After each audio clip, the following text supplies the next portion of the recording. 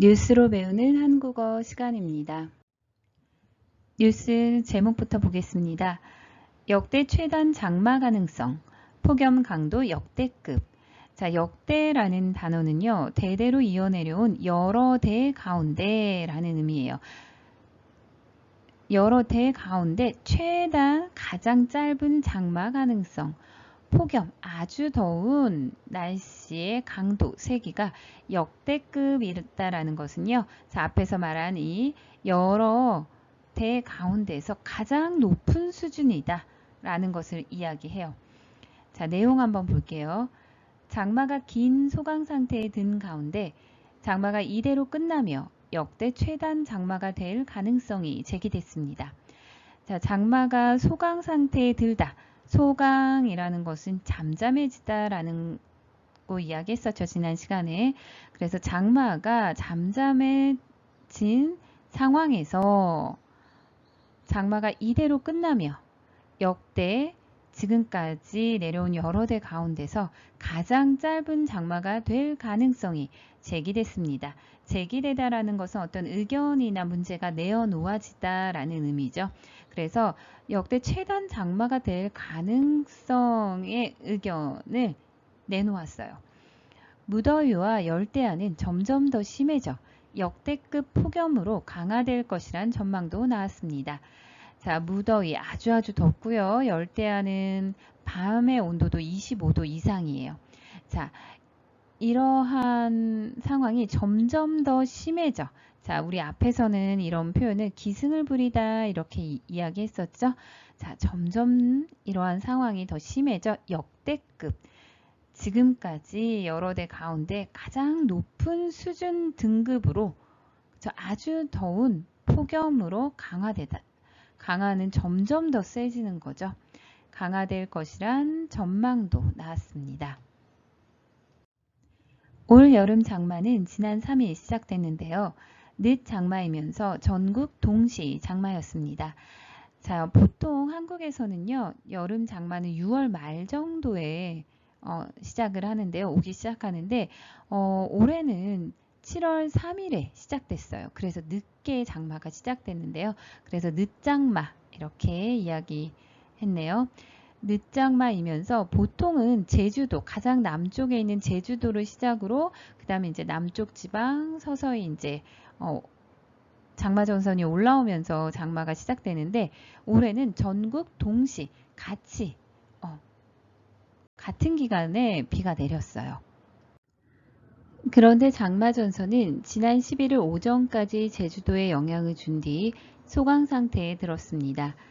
그러니까 총 9일 동안 장마권에 든 셈인데요. 자, 장마 전선 여러분들 장마를 가지고 오는 전선이죠. 우리 그때 지난 뉴스에서요. 제주도 밑에 이렇게 장마 전선이 걸쳐 있었죠.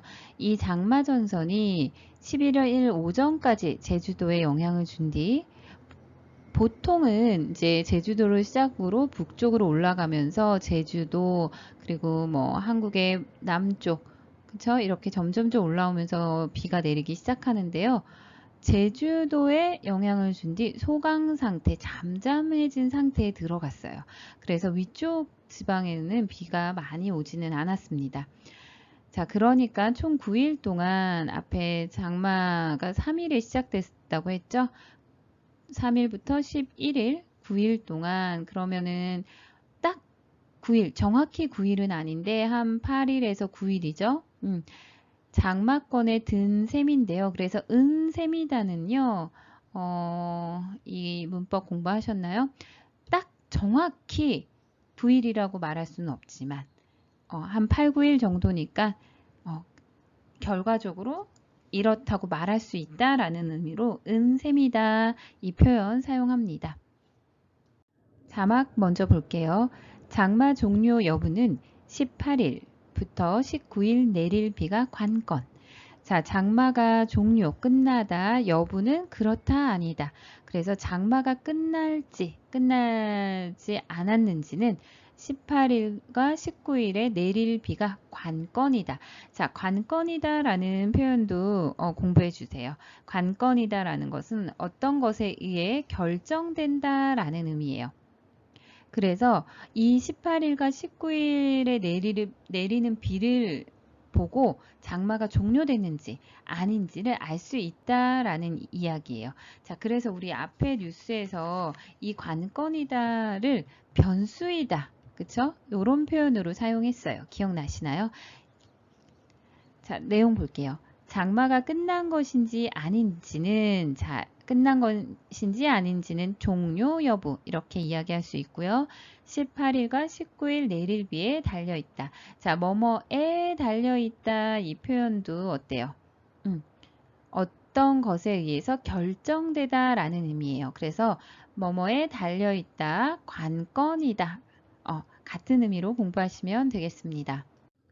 기상청은 이 비가 저기압에 의한 것인지 정체전선에 의한 것인지가 아직 불확실하다고 밝혔습니다.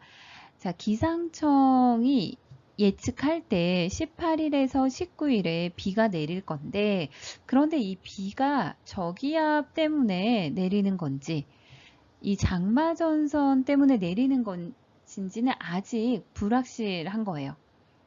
만일 저기압에 의한 비라면 이미 장마는 끝난 것이고 관측사상 가장 짧은 장마 기록이 세워집니다.